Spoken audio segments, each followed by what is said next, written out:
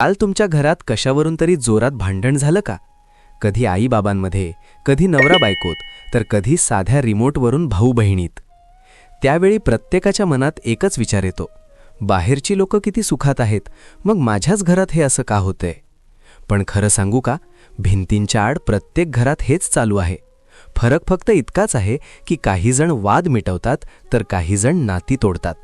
चला तर मग अगदी साध्या भाषेत समजावून घेऊया ही 7 मुख्य कारणं. 1. बोलणं एकीकडे आणि अर्थ दुसरीकडे. गैरसमज. भांडणाचं मूळ हे शब्द नसून त्याचा काढलेला चुकीचा अर्थ असतो.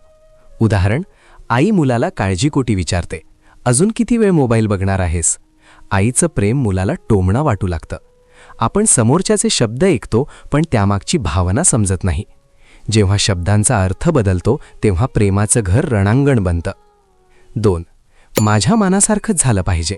जास्त अपेक्षा. आपण बाहेरच्या माणसाकडून अपेक्षा ठेवत नाही, पण घरच्यांकडून मात्र अवास्तव अपेक्षा ठेवतो. आपल्याला वाटतं की समोरच्याने आपलं मन न सांगता ओळखावं, पण जेव्हा समोरचा माणूस आपल्या कल्पनेसारखा वागत नाही तेव्हा आपल्याला त्याचा राग येतो. खरं तर आपण त्या माणसावर नाही तर आपल्या तुटलेल्या स्वप्नांवर चिडत असतो. 3.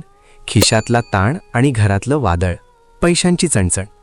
आजच्या महागाईत घर चालवताना नाकी नऊ येतात. हप्ते, बिलं, मुलांची फी या काळजीपोटी माणूस आधीच वैतागलेला असतो. राग पैशांच्या तणावाचा असतो, पण तो निघतो घरातल्या माणसांवर. परिस्थितीवर चिडता येत नाही म्हणून आपण माणसांवर ओरडतो. 4. सगळे एकत्र पण मन लांब. संवाद संपला. पूर्वी लोक संध्याकाळी एकत्र बसून मनमोकळ्या गप्पा मारायचे. आता एकाच सोफ्यावर सगळे बसलेले असतात, पण प्रत्येकाचे डोळे आपापल्या मोबाईलमध्ये असतात. जेव्हा आपण एकमेकांकडे बघून बोलत नाही तेव्हा नात्यातला जिव्हाळा आटतो. मनात साचलेला कचरा मग कधीतरी मोठ्या भांडणानेच बाहेर पडतो. 5. मी का वाकू. मीपणा किंवा अहंकार. भांडण खूप किरकोळ असतं, पण तिथे येतो अहंकार. तो आधी का नाही बोलला किंवा मीच बरोबर आहे हा विचार दोघांच्या मनात आला की छोटासा वाद तासनतास चालतो. लक्षात ठेवा, घरामध्ये कोण बरोबर आहे यापेक्षा कोण आपलं आहे हे जास्त महत्त्वाचं असतं. वाद जिंकला की नातं हारतं. 6. एकमेकांसाठी वेळच नाही. धावपळ.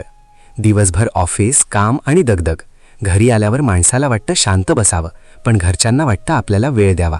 या ओढाताणी चिडचिड होते. भांडणं ही खरं तर माझ्याकडे लक्ष द्या अशी दिलेली एक हाक असते.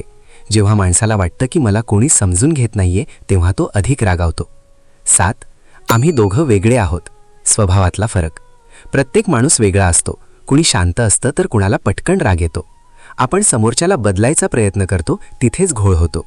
समोरच्याच्या वेगळेपणाला त्याचा दोष मानण्यापेक्षा तो जसा आहे तसा त्याला स्वीकारलं तर घर नंदनवन होतं.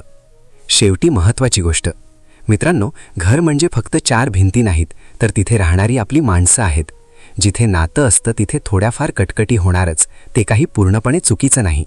फक्त लक्षात ठेवा, दिवसाच्या शेवटीत मला कुणाशी तरी भांडायला नाही तर कुणाच्या तरी खांद्यावर डोकं ठेवून शांत झोपायला हवं असतं. हो ना? तुम्हाला यातलं कोणतं कारण सर्वात जास्त पटलं? कमेंट्समध्ये नक्की सांगा.